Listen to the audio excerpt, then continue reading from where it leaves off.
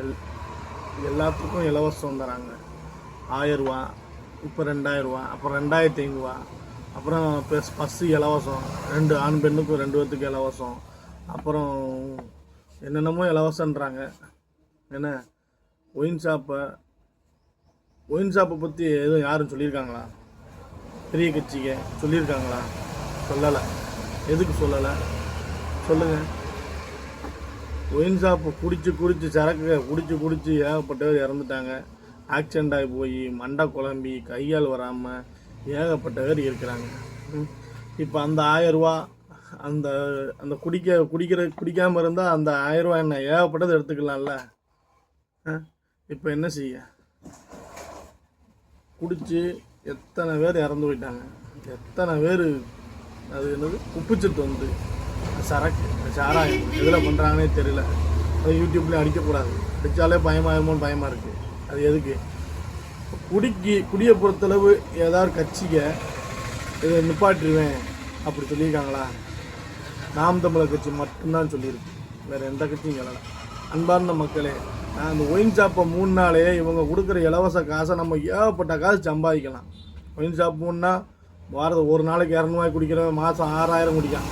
அப்படின்னா வருஷத்துக்கு கணக்கு பண்ணிக்கோங்க, இது எவ்வளோ மிச்சப்படுத்தலாம். அதனால் பார்த்துக்குங்க, யோசிச்சுக்குங்க. ஒயின் ஷாப்பை மூடுறேன்னு சொல்கிறவங்களுக்கு அது அரசியல் அங்கீகாரத்தை கொடுக்க பாருங்கள். இல்லைன்னு வைங்களேன், இப்போ இலவசத்தை கொடுக்குறாங்களா 2000 1000 பஸ்ஸு சிலிண்ட்ரு கேஸு என்னென்னமோ தராங்க. இப்போ சிலிண்டருக்கே ஒரு வாரம் 15 ஒரு வாரம் ஆச்சுன்னா பதியல வரல. இப்படின்னா சிலிண்டர் எப்படி அவங்க வாங்குவாங்களா? இந்த ஈரானில் சண்டை நடந்துக்கிட்டு இருக்கு பாவம், அங்கே வேறு சண்டை விட்டு கிடக்காங்க. என்ன இப்போ அங்கே தான் வாங்கிட்டு இருக்காங்க. அதை வாங்குறதுக்கு காசு வேணும்ல, எங்கேருந்து எடுப்பாங்க? அதை யோசிச்சு பாருங்கள். நீ இலவசத்தை கொடுக்குறாங்களா, அதை எப்படி எடுப்பாங்கங்கிறது யாரும் சொல்கிறாங்களா? சொல்ல மாட்டாங்க. எப்படி சொல்லுவாங்க? எல்லாமே கூடும். ஒரு பத்திரம் பதிவு போக முடியல, பத்திரம் பதிகிறதுக்கு பயங்கரமாக பத்திரம் கூடி போச்சு. என்ன அதுக்கப்புறம் என்ன செய்கிறது?